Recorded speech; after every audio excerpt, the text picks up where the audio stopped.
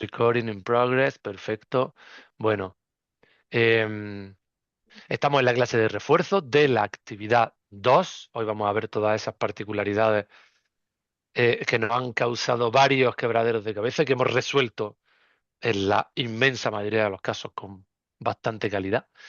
Y, y eso, os voy a poner, venga, vamos a hacer un minutito de una de estas encuestas que preparo yo por aquí, ¿vale? A ver, quiero que me digáis, os voy a lanzar esto, ¿vale? De todo lo que había en la actividad, ¿cuál ha sido la parte que consideráis más compleja? ¿Vale? Fijaros que está, bueno, el dataset, ¿no? Ese tratar de entender el conjunto de datos. Teníamos la ayuda de la página de UCI, que siempre viene muy bien. En este caso, la página de UCI estaba bastante comedida, ¿no? Y aparecía todo pues muy bien estructurado y daba muchísimas pistas, ¿no? También del tipo de las variables y todo esto. Y bueno, el dataset, el análisis de correlación, qué pasaba con Pearson, qué prueba alternativa podríamos hacer para un problema como este de clasificación, variables categóricas, qué hemos pensado, ¿no? Para detectar esas variables más influyentes. Em, si por el contrario, Random Forest ha sido el más complicado. O las máquinas de vectores de soporte, ¿vale? Con esas particularidades que tienen en cuanto a los parámetros, la hiperparametrización que tenemos que hacer, o a analizar el artículo de investigación. Veo que nadie pone a analizar el artículo de investigación, pero con bastante tristeza he corregido muy poquitos, o sea, han sido muy poquitos, ¿no? Yo creo que los que llevo ahora, que puede ser el 80 y pico por ciento de la clase, solo he visto dos que haciendo una muy buena práctica se han olvidado del artículo. Yo creo que a veces se nos va tanto, ¿no? Ponemos tanta carne en el asador del desarrollo que luego cuando llega la parte de investigación, pues se nos olvida, ¿no?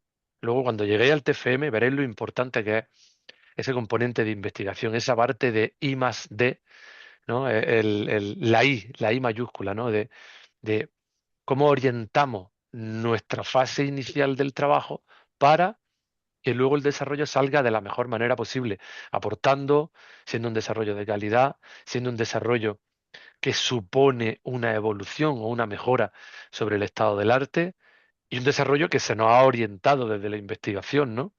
Porque hemos visto que trabajos similares aconsejan ciertas cosas, desaconsejan otras.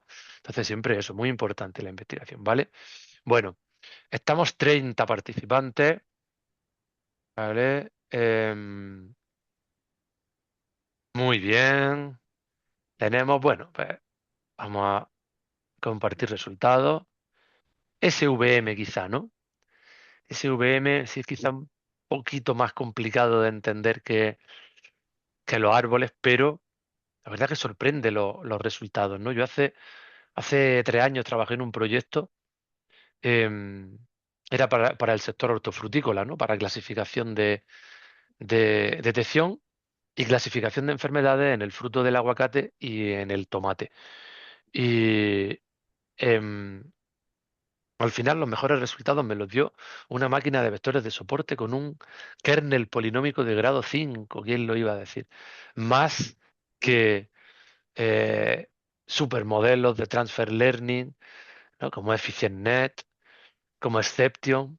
Y la verdad que sorprende, ¿no? Hay veces que eso que habláis en las clases, ¿no? Que hablamos nosotros también muchas veces hay que buscar el modelo que mejor se adapte a nuestra problemática, ¿no? Si esa relación es más lineal, si esa relación es más compleja, entonces, pues bueno, siempre es bueno que tengamos esa riqueza de métodos, de conocimiento de métodos, para que llegado el momento, oye, pues podamos aplicar y no hace falta aplicar uno, sino que lleguemos y digamos, bueno, a lo mejor con ese uno acertamos, pero que lleguemos y veamos, oye, pues mira, vamos a probar este pool de modelos que tengo y vamos a ir viendo, vamos a ir jugando con la hiperparametrización a ver cómo lo sacamos, ¿no? Entonces, por eso las actividades se plantean de esta forma, ¿no? De que juguéis, al principio, en la primera con la regresión, ahora que juguéis con estos dos modelos, que vayáis viendo qué pasa en Random Forest cuando se meten más árboles, qué pasa en SVM cuando se hace oscilar ese parámetro C,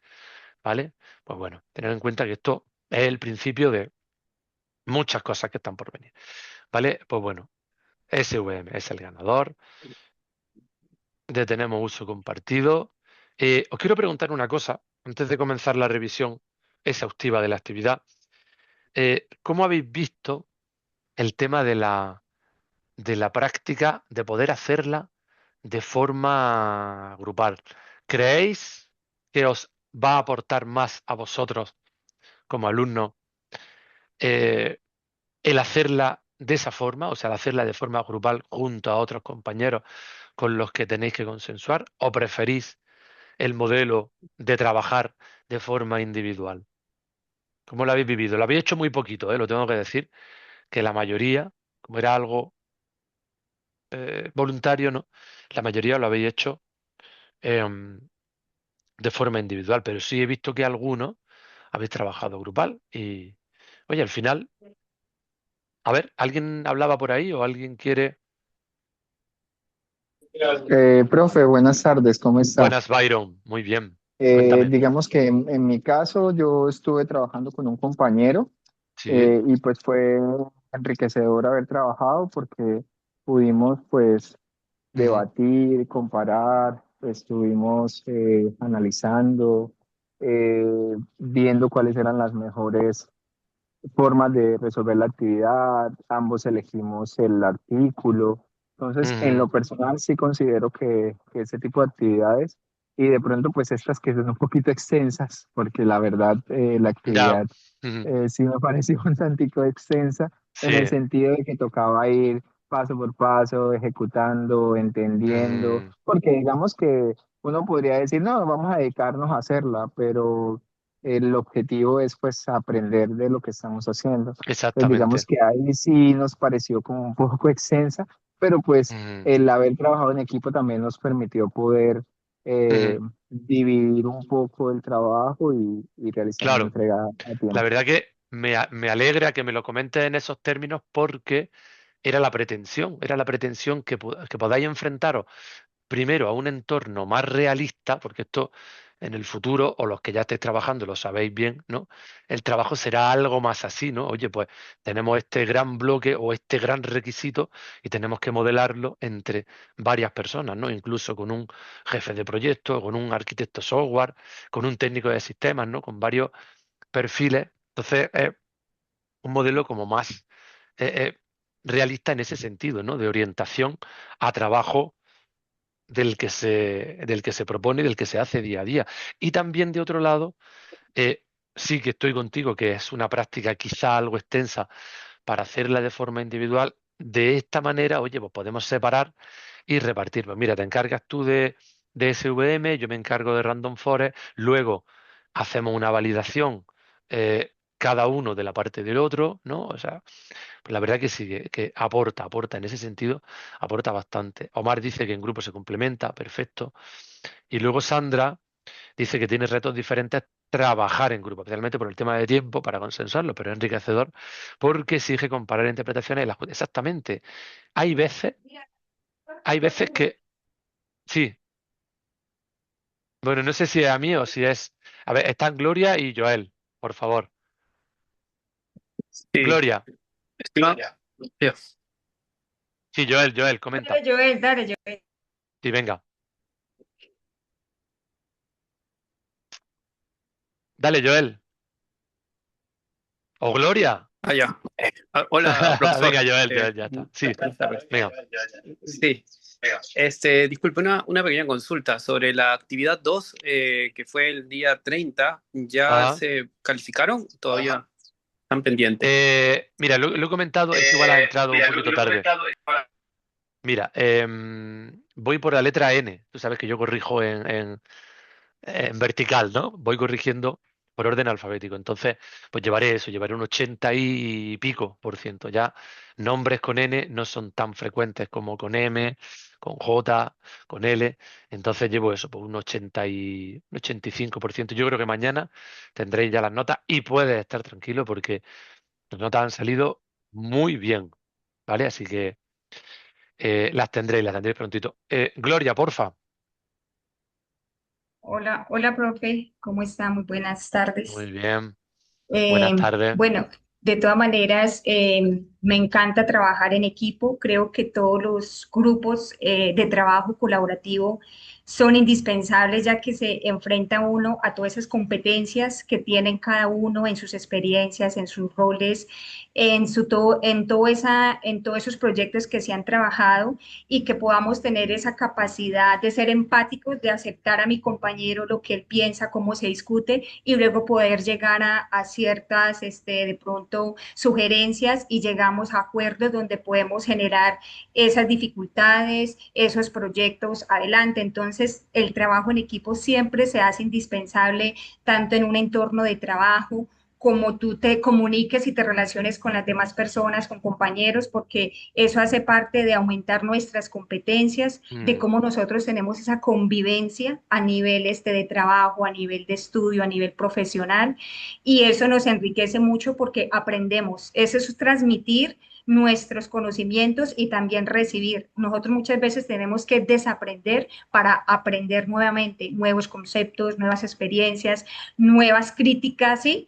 Y aprender a aceptar a mi amigo, a mi compañero, de acuerdo a lo que él Exactamente. dice, a lo que él opina, y llegar todos a una conclusión. Y me ha Ujú. gustado mucho el trabajo en equipo por eso. Muchas Muy gracias. bien.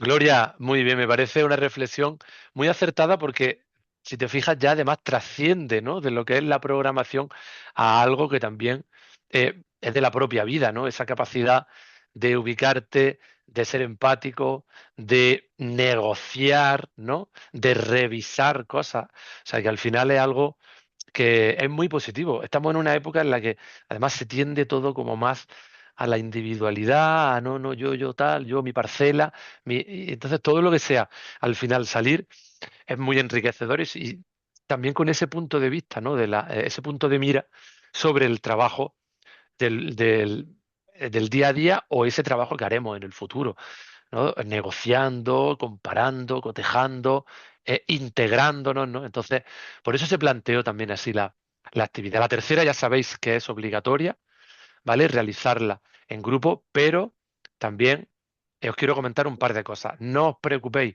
por si vuestros compañeros van abandonando, porque hay algunos que si tienen muy buena nota en las dos actividades anteriores, en los test y todo esto, em, igual deciden no hacerla.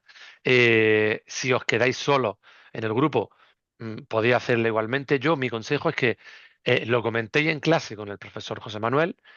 No sé si hay aquí alguno que esté también con la profesora Ivonne Oristela, pero bueno, da igual, con vuestro profesor de las clases también que lo comentéis y en el foro, ¿vale? En el foro, oye, pues me he quedado solo en el grupo, a ver si, porque igual hay alguien que está en la misma situación y os podéis enganchar, pero que si entregáis solo porque hay una restricción en la actividad, en el enunciado de la actividad, que dice que pues que eso, que hay que hacerla grupal, que es obligatoria, pero bueno, entendemos que hay situaciones en las que es muy difícil hacerla grupal, pues simplemente porque los compañeros no la van a hacer o, como he visto en algunos casos en esta actividad 2, que los compañeros no están, no han acudido a la llamada, o porque han dejado el máster, o porque están en un punto en el que necesitan aislamiento, no sabemos, ¿no? Entonces, por eso también que lo tengáis en cuenta, ¿no? Que utilicéis esas vías que hay a vuestra disposición de o comentarlo en la clase o comentarlo en el foro. Bueno, es un and, ¿no? Que también que lo comentéis en una y en otro para que maximicemos las opciones, incluso con el mentor, que me he quedado solo tal. Y si luego al final no sale, podéis hacerla sola, ¿vale? Venga, vamos a meternos en la actividad y vamos a empezar, ¿vale? Que se nos va la hora. Muy bien. Tenemos este problema, estas cubiertas forestales, ¿no? Esos grandes conjuntos de vegetación, de árboles, ¿no? De bosque, la mayor parte de las veces. Y, y bueno, al final, pues los objetivos un poco alineados con la rúbrica, ¿no? Pues analizar correctamente los datos, comprender, muy importante esto, ¿vale? Entender Random Forest y aplicarlo, entender Support Vector Machine y aplicarlo a un problema de clasificación. Recordad que son modelos, ¿vale? Que se pueden aplicar, ¿vale? Tenemos árboles regresores y máquinas de vectores de soporte de regresoras. Se pueden meter también en problemas de regresión. Pero ahora las estamos aplicando a un problema de clasificación. Luego, que hagamos estas dos cosas muy importantes, ¿eh? Encuentro alguno que se queda aquí, ¿vale? Y no hace esto, ¿vale? Pues de poco nos sirve, sobre todo a nosotros, para que lo entendamos. Evalúo, vale, score, fuera. 87%, adiós. Bueno, vamos a ver por qué se está produciendo esto, cómo están dándose los resultados por clase. ¿Es aceptable? ¿No es aceptable para nuestro problema? Entonces es muy importante esa reflexión que hagamos sobre los resultados. No hace falta que escribamos 20 páginas de reflexión, pero sí que dominemos un poquito la situación, la controlemos, ¿no? Lo que nos está dando, lo que nos están ofreciendo esos resultados. Y luego la investigación, también muy importante para vuestro futuro, el TFM y todo lo que viene, porque es la raíz, en muchas ocasiones, de los proyectos de I+D, ¿no? Los proyectos que ocuparán en el futuro. ¿Vale? Aquí teníamos el enlace, ¿vale? Había un fichero .data por ahí que no se abría bien, que bueno, ya en el foro también os recomiendo lo de mirar el foro, muy importante. Aunque no escribáis en el foro, mirarlo de vez en cuando porque hay cosas que nos pueden ayudar, dudas de otra gente, cosas que voy poniendo yo, que va poniendo el profesor José Manuel, y que os pueden ayudar y os pueden reducir más de un quebradero de cabeza. ¿Vale? En la página de UCI, pues bueno, aquí teníais comentarios muy buenos acerca bueno, de la problemática, las variables, ¿no? Aquí, pues, fijaros, ¿no? Aquí estaba ya de hecho si las variables eran cuantitativas, si las variables eran cualitativas, o sea que ya prácticamente nos daban hecha la parte de decidir cuántas continuas y cuántas categóricas. Luego aquí hay este botoncito, ¿no? Que viene muy bien, pero yo os pido que si lo utilizáis, que si lo vais a utilizar, que lo entendáis. ¿Vale? Aquí hace un fetch del repositorio y luego directamente está cogiendo X. Oye, pues bichear para ver cómo se están formando esa X y esa Y, ¿no? Del repositorio si lo hacéis así. Así no tenéis que cargar el CSV ni nada, sino directamente, ¿vale? Ya tenemos nuestro data frame de Panda instanciado con sus dos conjuntos de variables, ¿vale? Luego, alguien puso en el foro también el CSV, que se podía bajar directamente. La mayoría habéis cogido el CSV y lo habéis puesto, pues bueno, lo habéis cogido, lo habéis utilizado desde vuestro Drive, ¿no? O desde vuestra unidad local, no pasa nada. Mi recomendación es que en el futuro siempre hagáis vuestro código independiente de máquina, ¿vale? O sea que si el dataset se coge de un repositorio y se lee y se trabaja, genial. Porque si no, pues, oye, si ese código lo necesita ejecutar alguien, estará dependiendo de vuestras rutas, ¿vale? Y de vuestros sitios. ¿Querías comentar algo, Ernesto? O no sé quién ha sido. ¿O se ha colado simplemente por ahí el micro? Bueno, si quieres, me comentas lo que sea, ¿vale? Em, vale, pues eso. Yo en el foro os proponía que bichearais con las diferentes formas de, de traeros la información, ¿no? Con este fetch, cogiendo el CSV, cogiendo el punto data. El punto data también se puede leer. Hay una instrucción que lo lee, ¿vale? Y que la puso, creo que fue el compañero Omar, ¿vale? Y pues sí, sí, Omar Leonardo, que está hoy aquí con nosotros. Muchas gracias, Omar, por tu apunte. Y, y eso, ¿no? Que puedes coger directamente el punto data y abrirlo como si fuera un CSV. Hay otra forma que se coge el punto data también a través de la URL, pero no nos cogía los encabezados. Entonces luego los encabezados, bueno, pues se pueden crear. Si en un momento dado no podemos acceder a ese encabezado, pues los podemos crear a mano, ¿no? No es lo suyo, pero bueno. Yo lo que quiero es que eso, que probéis, que experimentéis y que veáis los pros y las contras de cada forma de traeros información. ¿Vale? Venga, pues entonces, cogíamos ese dataset y las tareas eran tres. Análisis descriptivo, clasificación, investigación. Análisis descriptivo. Bueno, esto la línea clásica, ¿no?, que cogemos cuando cargamos desde Drive, ¿no? Lo subimos al contenido del repositorio de Drive, se carga directamente y ya está. Instancias, pues, todas estas. Más de medio millón, casi 600.000 instancias. ¿Cuántas variables continuas? Pues ya lo hemos visto en la descripción del dataset que hay en UCI. Pero bueno, podemos hacer, ¿vale?, un info, podemos traer, podemos comprobar también los rangos de las variables, pero sobre todo es entender qué está formando, qué está presentando cada variable. Al final tenemos 10 continuas, ¿vale?, que son, ¿vale?, pues efectuamos en este caso la relativa a Wilderness Area y Soil Type, ¿vale?, y que son categóricas, ¿vale? Hay un fallo que hemos cometido también bastante, que es no incluir la parte de el target. El target también es una variable en nuestro modelo y hay que considerarla también categórica. Al final las categóricas son Wilderness Area, Soil Type y el target, ¿vale?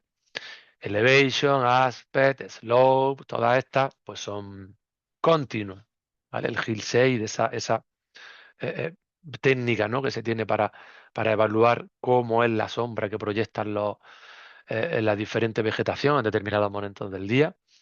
Y ya está, pues al final eso. 55, 10 continuas, 45 categóricas, ¿vale? Bueno, aquí eso es, nos está poniendo quantitative en el dataset y si no siempre lo podemos mirar, ¿vale? Y más cosas. Miramos cómo son nuestros datos, ¿vale? Pues aquí ojeamos esas primeras 5 líneas, ¿vale? Vemos cómo hay algunos valores, ¿no? Esto también os lo he dicho, que es muy positivo, lo podéis hacer por aquí o incluso si podéis abrir el fichero. Con medio millón de instancias igual es más complicado, pero si la situación nos lo permite, pues podemos abrir el fichero en nuestro Excel, en nuestro LibreOffice o como queramos para poder verlo, ¿no? Pero desde aquí pues también tenemos esa facilidad y veis que valores enteros, esas distancias que tenemos, esas distancias verticales y luego variables que están ya codificadas con One Hot Encoding, ¿no? Que tenemos ahí pues un montón de tipos de suelo, ¿vale? 40 y estamos viendo, ¿no?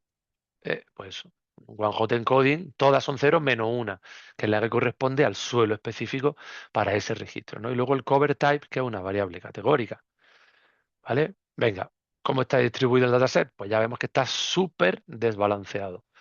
Tenemos las dos primeras clases que se están llevando más de un 80% de la instancia y luego el resto está repartido con un poquito más en la clase 3 y luego al final pues esas clases que están submuestreadas, ¿no?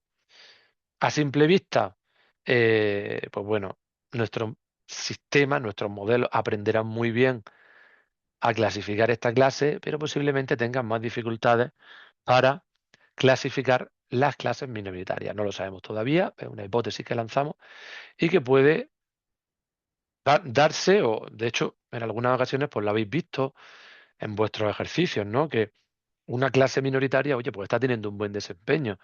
Igual es una clase de un tipo de cubierta forestal que es muy distinta del resto, entonces no hay ningún conflicto.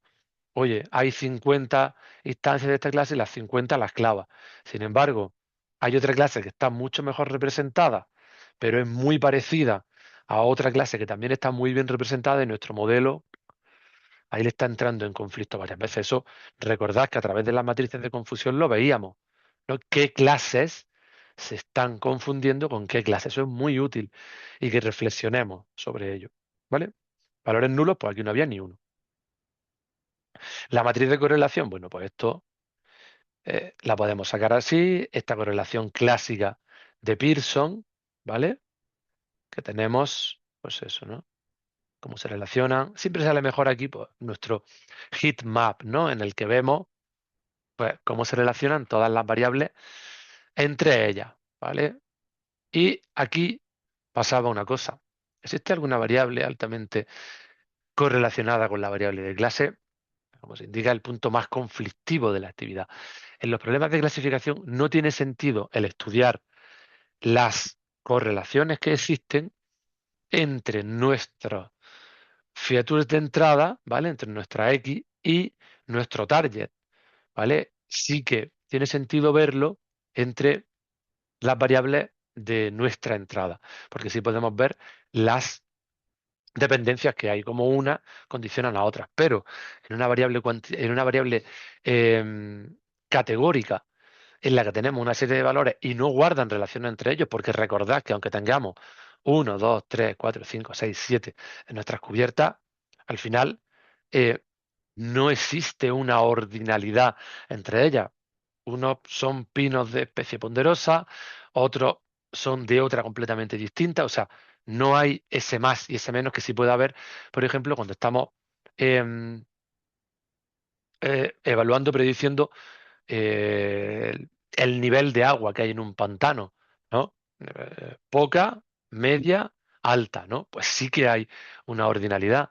Entonces, en este contexto, em, podemos hacer Pearson, por supuesto, pero los resultados van a ser muy confusos, ¿vale? Porque eh, Pearson sí supone esa ordinalidad en la variable de salida.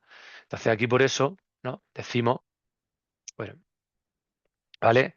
Que no tiene sentido observar las correlaciones y, bueno, aquí estamos, hacemos el filtro este, 0,80 y qué métodos alternativos traeríamos para poder dilucidar esto. A ver cómo obtenemos esas variables que son más importantes porque es algo muy representativo, que sepamos de nuestro conjunto de entrada a nivel de qué variables influyen más en la clasificación y qué variables influyen menos, pues teníamos que se ha visto en clase, ¿no? Las aproximaciones.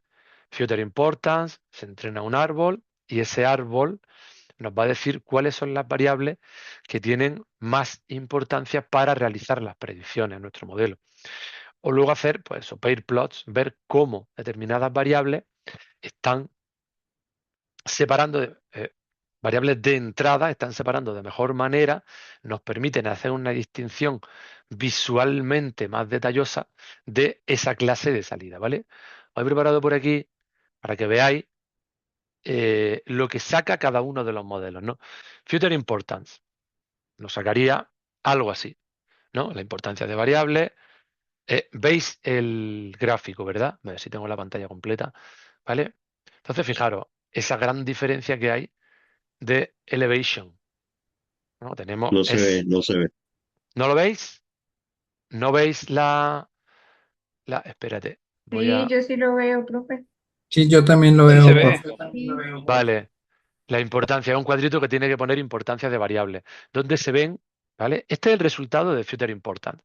Fijaros, la elevación tiene mucho sentido, ¿no? El que viva en zona montañosa, pues sabe que esa vegetación es diferente de la zona de la vegetación que hay, por ejemplo, a nivel del mar o en alturas medias. Entonces, tiene bastante sentido que esa elevación sea la más influyente para determinar el tipo de cubierta forestal de ese terreno. ¿Vale? Ahora fijaros Pearson, ¿no? Vamos a ver Pearson lo que me saca. ¿Vale? Pearson ya no me saca Elevation la mayor, sino que me saca Wilderness Area y Soil Type 10. Sí que me lo saca. Este tipo de suelo sí que me lo saca como bastante arriba, ¿no? Este, ¿vale? Fijaros aquí que no es realmente tan influyente. ¿Veis cómo Pearson y Future Importance están manejando los resultados de forma distinta? ¿Vale? Volvemos a Future Importance. ¿Veis esa eh, cómo Elevation está condicionando sobre todas las demás, ¿no? Y luego, la última, esa separación de clases, esos pair plots que se pueden hacer, ¿no? Pues vemos cómo en la distribución de las variables, como una variable parte la variable de clase, ¿no? Aquí, fijaros, elevation, aquí el objetivo es que haya el mínimo solapamiento, ¿no? Que ayude a distinguir de la mejor forma posible las 7 clases que hay, ¿no? Wilderness Area 4 y Horizontal Distance to Roadways, ¿vale? Partiendo también por las clases, ¿no? Fijaros cómo, ¿vale? Va partiendo aquí, fijaros Wilderness Area, ¿no? Como parte además con esa clasificación desbalanceada que estábamos mostrando en los primeros compases, ¿no? Pues eso, tenerlo siempre muy en cuenta. Em, para problemas de clasificación, podemos estudiar con Pearson la relación entre las variables continuas que tengamos en nuestro dataset. Pero para estudiar la relación entre categóricas o contra esa categórica que es nuestro target, siempre mejor, pues eso, Future Importance, los pair plots, podemos hacer ANOVA, podemos hacer chi cuadrado, hay diferentes tests, ¿vale? O Mutual Information también funciona bien y lo habéis traído alguno, o sea que hay diferentes técnicas que van a ser mucho más efectivas que Pearson. Ya os digo que Pearson va a salir, de hecho saca unos resultados y en algunos adivina, ¿no? Ese Wilderness Area pues estaba también ahí entre los mayores, pero luego hay algunas que fijaros que para Pearson estaban totalmente desconsideradas y sin embargo Future Importance las consideraba como de las más influyentes, ¿vale? Venga, pues vamos a seguir un poquito más. Vale, aquí Future Importance, pues esto, ¿no? El análisis, entrenamos ese clasificador con nuestro random forest y sacamos las variables más importantes, las tres primeras, que nos da estas tres, como ya hemos visto en el grafiquito. ¿Vale? Venga, pasamos a random forest. Vale, aquí, bueno, los parámetros, ¿no? ¿Qué son estos parámetros? Pues ya sabemos el número de árboles que metemos, este criterio que ajusta esta función de calidad de nuestras divisiones, la profundidad máxima del árbol. Bueno, ya sabéis, cada uno tiene sus características y por eso queríamos también enfocar la actividad en que vayamos jugando con los parámetros, sobre todo con el número de estimadores, con el número de árboles, para que veáis cómo ese parámetro influye en el resultado del modelo, ¿vale? Alguno pues ha hecho una gráfica pues, muy buena, ¿no? En la que se va viendo pues cómo el accuracy global o el accuracy para determinadas clases va oscilando en función del número de estimadores que estamos considerando.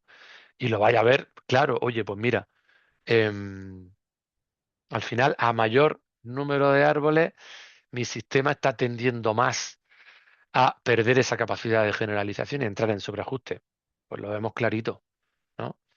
Por eso la idea, ¿no? De tratar aquí, de que comentáramos un poquito los parámetros y luego viéramos cómo esos parámetros influyen. ¿Vale?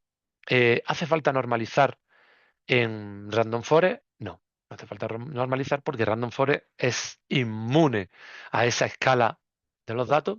Random Forest simplemente va haciendo divisiones en la escala de datos, en el rango de valores de cada uno de los datos, ¿no? Y se va entrando y se va cediendo al árbol en función de los valores de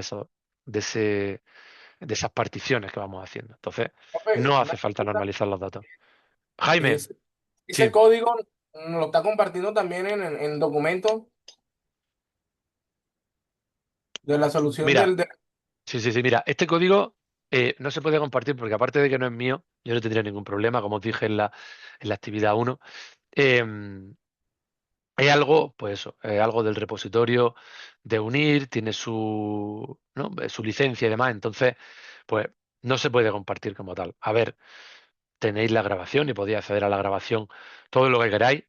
Y también os digo una cosa, este código es muy simple, es una solución muy simple, ¿vale? Aquí, yo os digo, tampoco os va a aportar demasiado sobre lo que ya tenéis, sobre lo que ya habéis hecho algunos. De hecho, fijaros, ¿no? En la matriz de correlación, ¿no? La matriz de correlación, pues una matriz modo texto que se ha hecho pues como una tabla genérica, ¿no? Y hasta no tiene ni ese mapa de calor siquiera.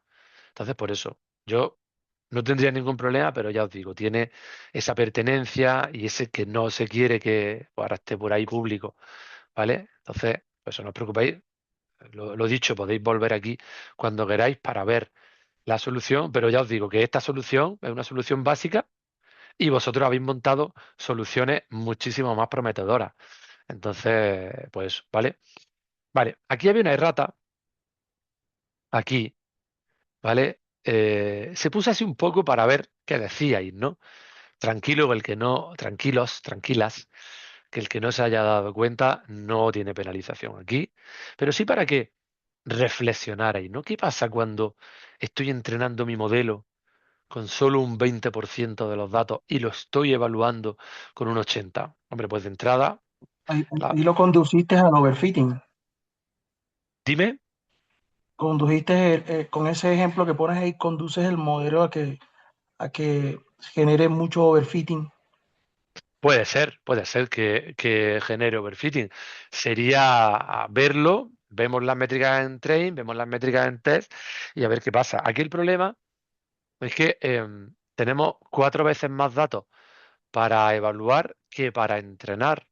Entonces, de entrada, nuestras métricas van a estar bastante comprometidas, ¿vale? Porque igual en validación estás probando modelos o sea, estás probando instancias que el modelo prácticamente no conoce.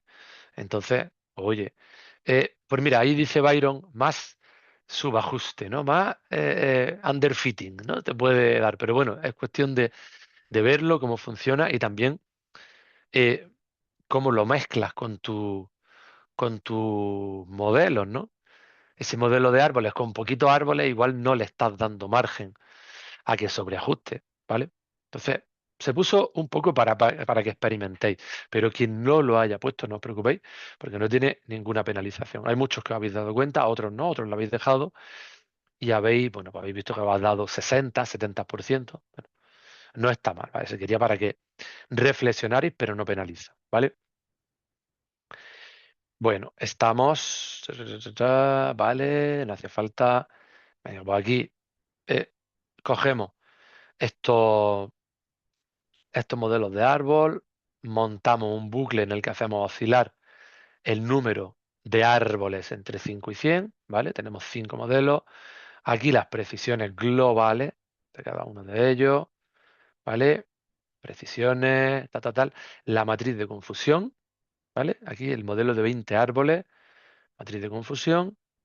Y el Classification Report, que siempre viene muy bien, ¿no? Para de una pasada, a nivel visual, tengamos claro qué es lo que ha pasado en nuestros resultados, con nuestro modelo. Y la matriz de confusión, pues en esta quizás se ve un poco peor, ¿no? Porque está en modo texto, pero luego tengo por aquí una abajo, ¿no? Hay otra aquí que monté para SVM. Esto pues tiene algunos parches que he ido metiendo yo. Y, y bueno, pues aquí es muy útil esta reflexión. Me encanta que la hagáis, ¿no? Que miréis la matriz de confusión y que no solo digáis, vale, sumo diagonal, todo esto es correcto, sumo el resto, todo eso es incorrecto, adiós. ¿Qué está pasando? Oye, pues mira, la predicción de la clase 7, ¿vale? Pues se está haciendo súper bien, pero mira cómo me está confundiendo, ¿vale? Cómo me está confundiendo con otras clases, ¿no? Con la clase 3, con la clase 1, y yo me voy a mi dataset y veo que, oye, pues que son cubiertas forestales muy parecidas. Pues todo eso es lo que quiero que hagáis en el análisis de resultados por clase, ¿vale? Algunos habéis llegado y habéis dejado, venga, pues ya está. Esta es la resultado, adiós. Oye, pero vamos a reflexionar, vamos a ver la clase 1, la clase 2. Y a veces se producen esos contrastes inesperados, ¿no? De que teníamos la 1 y 2, la mayoritaria, pero sin embargo, la 7 me la está clasificando súper bien. Oye, ¿por qué? Pues mira, porque es un tipo de cubierta muy extraña, muy diferente del resto, ¿vale? Entonces, bueno, pues eso. Es bueno reflexionar sobre esa matriz de confusión, ¿vale? Los 20 árboles, bueno, pues tenemos tajatajatá, nuestro classification report, ¿vale? Sumamos la diagonal, explicamos cómo funciona, bueno, esto es una reflexión así un poquito, pero, mira, ¿no? Podemos decir que las clases 5 son las que más rendimiento tienen, las 2 y 3 las que mejor se clasifican, y la clase 7 se está confundiendo con la 1 y la 2. Entonces, siempre es bueno que pongamos, venga, clase 1 tal, clase 2 tal, o eh, generar un párrafo como este, en el que planteamos esa reflexión, ¿vale? Ahora ya tenemos todos los resultados de los random forest metidos y al final, pues bueno, nos quedamos con el ganador y lo mismo, ¿no? Al final es siempre igual. Genero mi resultado, mi classification report, mi matriz de confusión y reflexiono sobre lo que me estoy encontrando. Previamente he hecho esa batería de escenarios, varios con diferentes árboles o varios con diferentes C en SVM. Y ya está, simplemente con que hayáis puesto algo al respecto que sea realista y que sea representativo, ya tenéis la máxima puntuación en este criterio. De hecho, os tengo que decir que Random Forest en conjunto y en calificación global podría estar muy cerca de los 3 puntos, ¿no? 3 sobre 3, ¿no? Que era este criterio, así que Random Forest ha sido de los que mejor ha salido. Máquina de vectores de soporte. Pues bueno, usaremos ese modelo C, ese parámetro de regularización que me mide cómo queremos hacer esa penalización por los errores, ¿no? Sabéis que siempre en SVM jugamos con esa particularidad, ¿no? De que los datos eh, sean lo más parecidos dentro de la clase y sean lo más distintos posible interclase con respecto a las otras clases. Entonces con C vamos a jugar con esa penalización que vamos a poner a los errores que se vayan cometiendo para flexibilizar más o menos esa regularización, ¿no? Entonces, pues bueno, parece ser aquí que cuanto mayor era el C, mejores resultados nos daba para la mayor parte de los problemas. Y luego tenemos otros parámetros, ¿no? Como el kernel, ¿vale? El grado del polinomio, esto solo funciona para el polinomio, para el tipo de kernel polinómico. Y luego el gamma, que son los coeficientes para el kernel, ¿vale? Al final parece eso, parece que C, conforme subía, se iban obteniendo mayores resultados, mejores resultados, ¿vale? Y luego esta parte para clasificación multiclase, ¿no? Que es el Decision Function Shape, ¿no? Bueno, si hacemos uno contra el resto para medir hacia dónde va nuestro resultado, uno contra el resto, uno contra uno, ¿vale? Y luego, pues, bueno, me traje también esto de la ayuda, ¿no? ¿Vale? Bueno, el one on one siempre va muy bien para clases binarias y el one versus all, ¿vale? Pues estamos entrenando ese clasificador binario para cada una de las clases, ¿vale? Y ya está, bueno, pues simplemente el controlarlo. Ya os digo que los parámetros de cuando juguéis en el futuro, ¿no? O en este si lo habéis hecho ya, con los parámetros os puede sorprender, ¿no? Sobre todo a este nivel de los kernels, ¿no? Porque eso al final miden eh, cómo se ajusta esa función que se ajusta para predicción de nuestros valores, de nuestro target a partir de nuestros valores de entrada. Entonces, yo aconsejo que eso con tranquilidad, sin prisa, sin tiempos de entrega, que juguéis con los valores de SVM para ver, pues, oye, cómo nos van determinando los resultados y cómo ayudan también a entenderlos. ¿Vale? A ver, aquí tenemos un punto mega conflictivo. Tenemos un dataset de más de medio millón de instancias y no nos hacen falta tantas.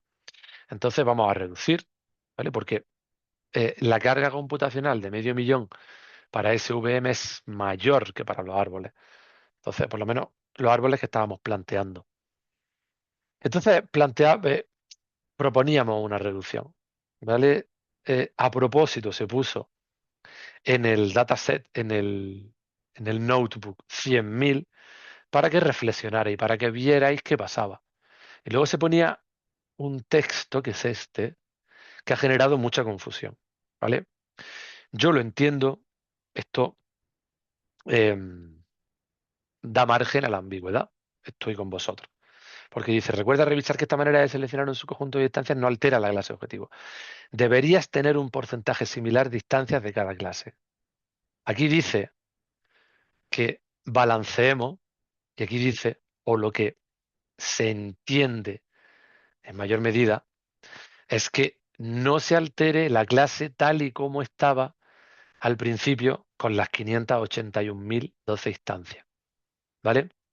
Entonces, la mayoría lo había entendido de esta forma. Que no se altere la clase objetivo, ¿vale? Y pues ya está. Hemos hecho más o menos ahí, hemos jugado con esas 100.000 y ha salido em, pues un desbalanceo, tal y como estaba al principio, pero no habéis tenido en cuenta esta parte, ¿no? De tener un porcentaje similar entre las instancias, ¿vale? Que requería ese balanceo. Entonces, ¿cómo lo he evaluado? Pues he tomado una decisión un poquito drástica, porque sí es verdad que hay ambigüedad en este párrafo, no os lo voy a negar. Entonces, el que ha fallado solo en esto, aquí lo que queríamos los profesores era que balancearais, ¿vale? Em, entonces, el que solo ha fallado en esto, el que solo tiene un fallo en esto, tiene un 10. La penalización es 0, ¿vale? Por ahí ningún problema. El que ha fallado en esto y tiene más fallos en el notebook, tiene una pequeña penalización, muy pequeña. La penalización original de la rúbrica, si la veis, creo que era 0,5, ¿vale? Era 0,5, sí, efectivamente, tenía 0,5, pero vaya a ver, yo también he jugado con la penalización, ¿no? El que mejor lo ha explicado, el que mejor lo ha reflexionado y lo ha analizado y todo eso, pues tiene mucha menos penalización. En ningún caso más de 0,3. Así que no os preocupéis porque es algo mínimo, ¿vale? También lo que dice Diego Andrés estaba en el foro, yo lo puse en el foro, os puse que se pretendía y esta estaba, el término balanceado en el foro estaba en negrita. Y también nos aconsejaba lo de las 10.000 instancias. Por eso es tan importante el mirar en los foros. Pero bueno, no pasa nada, no os preocupéis por eso, porque el que solo tenga este fallo tiene un 10, ¿vale? Y el que aparte ha caído en más cosas, pues tiene más fallos y eso, pues tiene una penalización que es inferior a la mitad de la que se tenía originalmente. O sea que por eso yo creo que bueno, al final es una decisión así un poco eh, controvertida, ¿no? Pero yo creo que es justa, ¿vale? Para que no, porque es algo así, ¿verdad? Que se entiende como que no altere en porcentaje, ¿vale? Omar, querías preguntar algo. Uy, sí, profe, pero era un poco más atrás y es referente a la matriz de confusión, viéndola Ujú, desde el punto de vista pues, de la actividad y a través de un código, pues bueno, con 15 variables que teníamos, bueno, 44 variables que teníamos, pues ujú. bien analizar la matriz de confusión. El tema es, Vale, pero te pensando refieres, en el espera, Omar, un examen, segundo. Omar, ¿te refieres a la matriz de confusión o a la matriz de correlación? a la matriz de. De correlación. Vale. La matriz de confusión Bueno, la pregunta va a matriz de confusión, pensando es en la... que en el examen, de pronto, si tengo dos clases, pues la puedo calcular, pero si tengo más de dos clases, esa matriz Ujú, pues ya se complejiza calcular la mano, ¿no? No ujú. sé si a nivel de examen se pueda saber algo de eso, profe. ¿Quieres que te lo resuelva? No, es que es A de ver, saber si solo mira, vamos a tener dos clases mira, para matrices de confusión vale, o más de dos no te clases. preocupes, no te preocupes porque, mira, tienes razón. Una matriz de confusión multiclase siempre requiere más tiempo que una matriz de confusión binaria, ¿no? Entonces, oye, pues el examen, el tiempo es limitado, ¿vale? No te voy a dar una respuesta concreta sobre tu pregunta, pero a buen entendedor, poco oído basta, ¿sabes? Porque el examen es limitado y aparte de tener que, bueno, pues sí cae, ¿no? Tener que ver una matriz de confusión o tener que eh, poner en una matriz de confusión a partir de unos valores que te estoy dando, no te voy a pedir una matriz de confusión de 7 por 7 obviamente, ¿vale? Porque luego te voy a querer preguntar más cosas. Entonces una matriz de confusión 7 por 7 requiere mucho tiempo. Por eso puedes estar tranquilo. No te voy a dar la solución a tu pregunta, pero digamos que te he allanado un camino que estaba un poco farragoso, ¿vale? Bueno, nada, pues eso. Hasta el final, lo decía en el foro, si te quedas con las 10.000 primeras, te sale esto. Y también os lo decía en el foro, no hace falta alguno que se ha pegado ahí su tute, pues ha llegado a equilibrar perfectísimamente. Entonces sale de todas las, me parece que era un 10, no sé si era, bueno, un 14, 15, no lo sé, pero eh, ha equilibrado todo, no hace falta. Este conjunto de datos ya está balanceado, aunque haya esta pequeña diferencia entre 16 y 12, pero son diferencias no relevantes en relación al tamaño total del conjunto de datos, ¿vale? Em, Nelson con 17.000 igual con 17.000 también salía. ¿vale? Pero la idea era esa, que intentáramos balancear el conjunto de datos, ¿vale? Porque lo otro al final, pues sí, bueno, también tenía sentido, ¿no? ¿Para qué os voy a engañar? Lo de no perder el porcentaje que teníamos al inicio, pero la pretensión era esta, por el balanceo. Y vale, bueno, pues dicho eso, en SVM hay que normalizar los datos, sí o no. Pues ya aquí sí tenemos que normalizar, ¿vale? Y podemos usar pues, el método de escalado que más nos guste, el min-max, el estándar, el caller, el que sea, para que al final todos los datos jueguen con el mismo rango de variables. En SVM, si no normalizamos, aquellas variables con los rangos a escalas de valores más altos tendrían más protagonismo que aquellas con los rangos de valores más bajos. Entonces, por eso es necesario normalizar. Ahora vamos a hacer oscilar SVM. Este es el punto. Sí, es verdad. Tienes toda la razón, Miguel. El punto que pone a echar humo el PC. Pero yo, mira, es que además, voy a ver si, a ver si no lo tengo por aquí. No, nada, que quería enseñar una cosa. Em, Cuando pasabas de 581.000 a 10.000, en Colab tardaba 2 segundos el entrenamiento, ¿vale? En SVM. Lo que pasa es que, claro, dejando el que incluso ha dejado las Ahí tengo una 508. preguntita ahí. Dime, Yo te tengo una Miguel. consulta ahí. Lo que pasa es que con varios compañeros estuvimos debatiendo y algunos me decían que, que Ay, se te este está tipo de cortando, modelos no se Miguel. debía poder ejecutar en CPU, o sea, en computadores normales. Pues varios compañeros hablamos Ujú. acá por el Sí. WhatsApp, nos tiramos los tips, ¿no?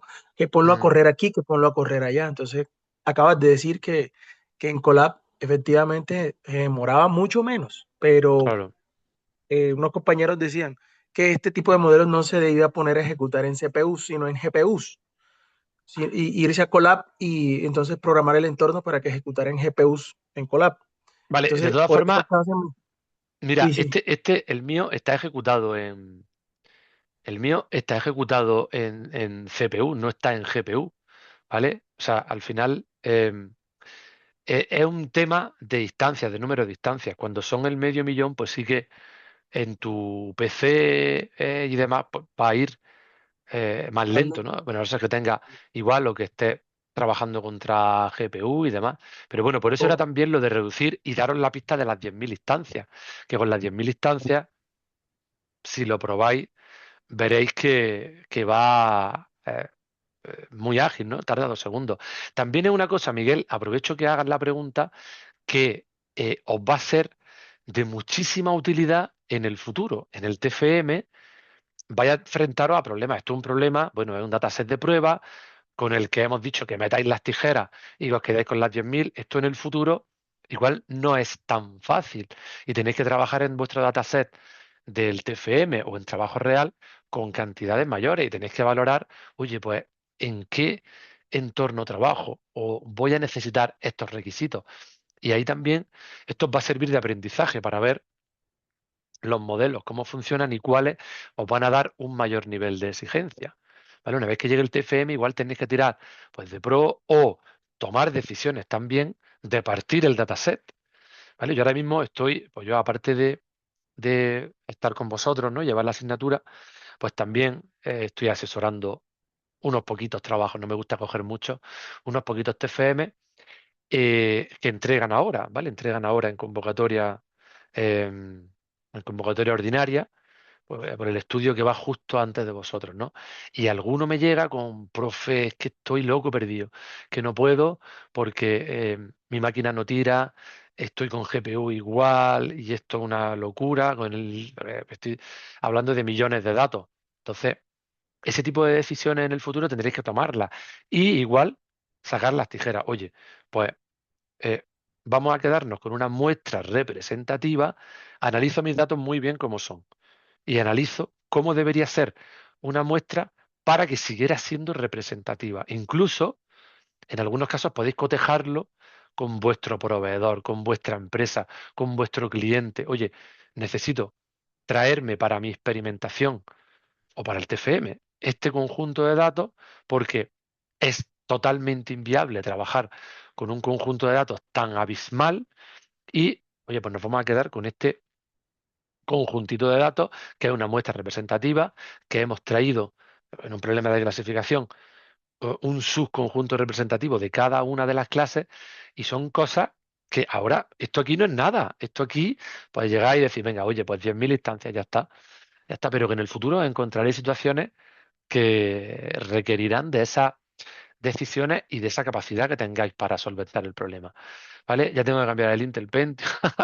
El Intel Pentium, ¿no? Ahí sí que hay problema. Sandra, profesor, cuando hay un sobreajuste muy alto, ¿cuál recomienda que sea el primer parámetro a revisar en el modelo dentro de su configuración? Muchas gracias. Para árboles, el, ya sabéis, el número de árboles, el número de estimadores, también la profundidad del árbol, ¿no? Esos dos son muy básicos para la generalización, para la pérdida de generalización que supone el sobreajuste. Y en SVM, fijaros lo que estamos hablando de C, ¿no? Cuando estamos siendo más restrictivos con los errores o menos restrictivos con los errores, ¿vale? Si estamos dejando de ser restrictivos con los errores, estamos permitiendo más errores en la clasificación. Entonces, estamos permitiendo que el sistema igual esté eh, sobreaprendiendo de determinadas clases y se lleve a cabo ese sobreajuste, ¿no? Pierde capacidad de generalización simplemente porque estamos flexibilizando. Entonces, en SVM yo tocaría antes el parámetro C, pero luego lo otro, oye, pues igual encontramos cambiando kernel, cambiando de kernel RBF a lineal o a polinómico incluso, encontramos que esa función que define el polinomio se ajusta mejor a la predicción de nuestros datos, ¿vale? Entonces, eso son cosas, bueno, que ya veis, muchos las tenéis controladas, ¿no? De medir cómo es el desempeño en entrenamiento y cómo es el desempeño en... Al final es ir probando, ¿vale? Yo esos son los que tocaría primero, pero no es ciencia exacta. Habrá casos en los que sí funcione, igual la mayoría, pero otros en los que, oye, al tocar cierto parámetro, pues estamos haciendo que el sistema entre en sobreajuste. Oye, pues este parámetro lo hacemos decrecer o lo hacemos crecer, ¿vale? Una máquina de C2, bueno, pues también, ¿no? O el Colab Pro, ¿no? Que también te da ahí esa capacidad, o trabajar con tu GPU, ¿no? Ya os digo que son cosas, ya está, no os echéis las manos a la cabeza, pero sí que las tengáis muy presentes porque en el futuro, pues tendréis que tomar decisiones de ese tipo. Y cuando estéis conmigo, con el director de FM o con otro director, tendréis esa tranquilidad que os transmitiremos de que esto no es necesario trabajar con los 2 millones de instancias que tienes porque te vas a volver loco. No te da la máquina, ni aunque tengas el Pro, ¿vale?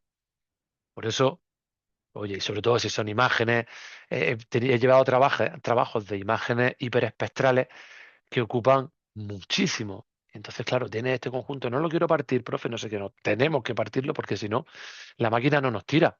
Y luego en el trabajo lo documentaremos. Pues hemos tomado una representación de cada una de las clases de cáncer, ¿no? Que se están intentando predecir en este conjunto de imágenes, ¿no? O presencia o ausencia de cáncer, que es más sencillo. Y lo hemos hecho de esta forma para poder correrlo y en el futuro en un CPD con mayor capacidad, con mejor infraestructura, pues se podrá y seremos transparentes en eso. ¿Vale? Bueno, vamos a ir terminando. ¿Vale? SVM, lo tenemos. Las matrices de confusión, bueno, pues esta era la idea, ¿no? Para cada uno de los modelos mostrábamos, ¿no? Fijaros cómo la accuracy pues se va obteniendo diferente para cada uno de ellos, ¿vale? Eso podemos hacer, muy bien lo que apuntaba Sandra, ¿no? Podemos ir viendo las métricas en train, las métricas en test. De hecho, esta actividad planteaba, pues eso, ¿no? El evaluar train, evaluar test y comparar, pero no estaba pidiendo de forma explícita el que detectáramos el posible sobreajuste. Pero siempre yo os lo recomiendo, ¿vale? Que evaluéis train, evaluéis test y comparéis. Incluso con ese bicheo previo de hiperparámetros que estáis haciendo. Oye, pues mira cómo C me está condicionando, mira cómo C me está arreglando conforme estoy haciendo oscilar esa restricción, ¿no? Y esa flexibilidad para los errores que permito, pues el sistema me está sobreajustando más o menos. Luego, cuando veáis redes neuronales, pues os daréis cuenta de que ahí hay unos, hay unas gráficas que se van sacando, ¿no? Y que vas viendo cómo es la evolución. Es que a nivel visual eso es directo, cómo es la evolución del entrenamiento en cuanto a métricas, ¿no? Y vais viendo cómo el sistema, a partir de tantas etapas, pues el sistema ya no aprende más, sino que va entrando, subiendo, bajando o bajando en su precisión. Porque ya sabes que a partir de ese punto tienes que cortar porque no interesa entrenar más, se está entrando en sobreajuste. Lo veréis, ¿vale? Bueno, esta matriz de confusión, lo mismo, ¿no? La analizamos, hemos bajado antes, pero bueno, es que os pongáis y veáis, ¿no? Pues, oye, vamos a reflexionar aquí. Venga, en esta clase, el valor real de la clase 2, ¿vale? Estamos realizando esa predicción de forma correcta con 661 instancias, pero fijaros, lo que lo está confundiendo con la clase 5. Pues en mi reflexión, me puedo ir a la descripción de mi dataset o puedo ver por qué está pasando, ¿no? Oye, pues que son cubiertas forestales muy parecidas.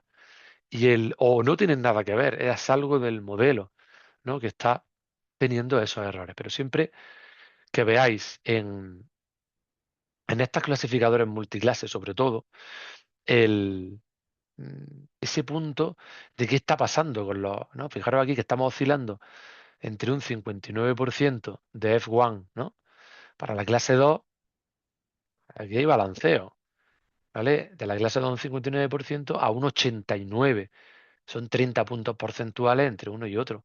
Si aquí yo, en mi reflexión de resultados, digo, bueno, un 75% no está mal, porque es algo forestal, no estamos detectando el cáncer, ni estamos detectando el COVID, ni estamos eh, preveyendo la posibilidad de inundación de algo que es crítico, es algo, bueno, es algo más de datos eh, forestales, datos meteorológicos, que igual no tienen tanta repercusión. Pero si hiciéramos esa reflexión de que el 75% nos puede parecer aceptable para él, oye, estamos ocultando estos errores de clasificación. Por eso siempre recomendable el análisis por clase. ¿Vale? Omar, tranquilo, no te vas a encontrar en el examen una matriz de confusión así. No te preocupes. ¿Vale? Venga, luego una comparativa global, que muchos no, poquitos, poquitos. Habéis llegado aquí a este punto, habéis alzado las manos, habéis cantado victoria y se os ha olvidado también que esto es un trabajo de comparativa, tipo comparativa de soluciones, que es un trabajo que tendréis en el TFM, una tipología que tendréis en el TFM, el trabajo tipo comparativa. Yo comparo diferentes modelos para ver cuál de ellos funciona mejor para mi problema. Y ahora resulta que las máquinas de vectores de soporte me están dando mejor resultado que las redes neuronales. Pues genial. Y reflexiono por qué.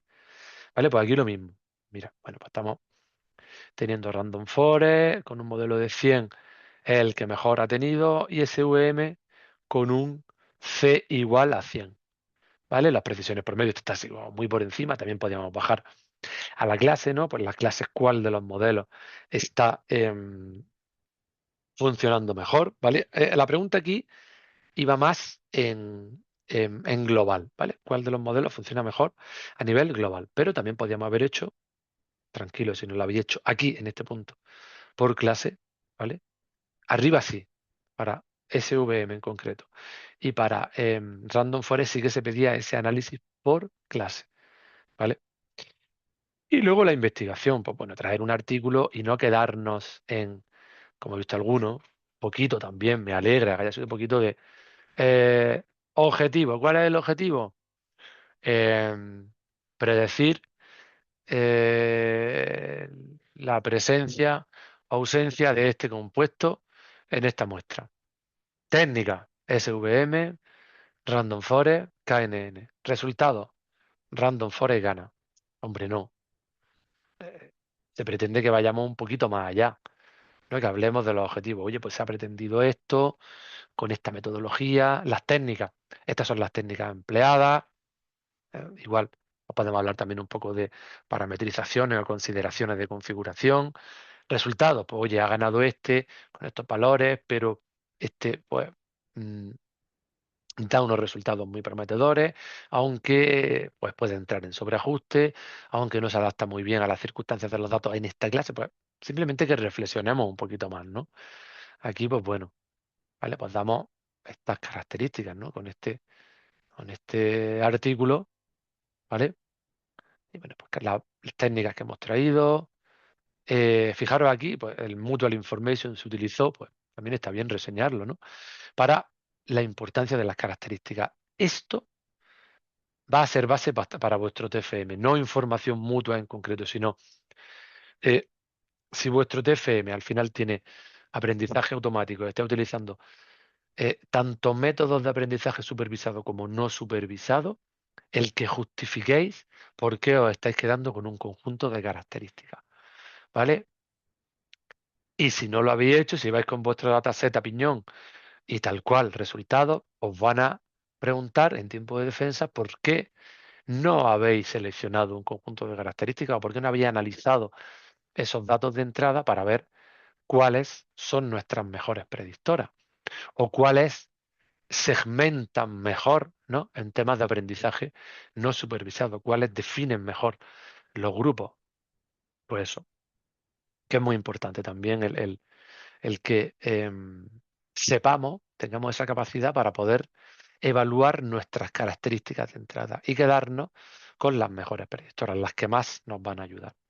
¿Vale? Bueno, los resultados, tacata, tacata. Bueno, pues esto sería todo por parte de la actividad 2. ¿Vale? Nos queda la actividad 3, que es grupal, que esa, pues es obligatorio hacerlo de forma grupal. Tranquilos quien se quede solo. Intentad, yo os recomiendo que intentéis buscar vías, por esas 3 vías que hemos comentado, ¿no? Dijimos 2 más la del mentor, profesor en clase, foro, mentor, ¿vale? Para que os pongáis con alguien, porque si os quedáis solo, que puede pasar, que hayan hecho actividad, es que los otros tengan ya toda la puntuación o simplemente no quieren, no pueden o están desaparecidos en combate, pues que em, podáis contar con alguien más para realizarla, ¿vale? Nos estaremos viendo en menos de un mes, a final de mes, de hecho, la semana del 23, porque ya la siguiente son los exámenes, ¿vale? Nos queda un mesecito para los exámenes y en la actividad grupal dejaré también un poquito de tiempo, os lo adelanto, ¿vale? Para que veamos alguna cosita de, siempre sé yo que para esas fechas ya con el examen, a las puertas del examen, igual pues estáis ahí nerviosillos, ¿no? Con a ver qué entra, a ver qué no entra, a ver qué duda tengo, no sé qué, pues igual dejamos también unos minutos para ver eh, cosas del examen, ¿no? De todas formas, con José Manuel tendréis, con vuestro profe, tendréis una clase específica del examen. Ahí os recomiendo también que preguntéis todo, que no os quedéis con nada en el tintero, que preguntéis todo lo que queráis. José Manuel es muy apañado y seguro que va a saber resolveros y os va a dejar tranquilos porque el examen es algo bastante asequible, ¿vale? Omar, no te sueñes con matrices de 20 por 20, que no va a haber, ¿sabes? Y, y ya está. Nos estaremos viendo eso en 3 semanitas. Que estéis muy bien. Muchas gracias a todos por asistir tanto en directo como los que estéis viéndolo en diferido. Cuidaros, manteneros a salvo estos días y ya hasta mañana. Recordad que tendréis vuestras notas, ¿vale? Y yo os mando esa enhorabuena, me ha sorprendido. Bueno, en relación a la primera actividad, van muy en la línea, notas bastante buenas, y veréis eso, que las penalizaciones tampoco son demasiado puntillosas. ¿Vale? Bueno, un saludo y cuidaros.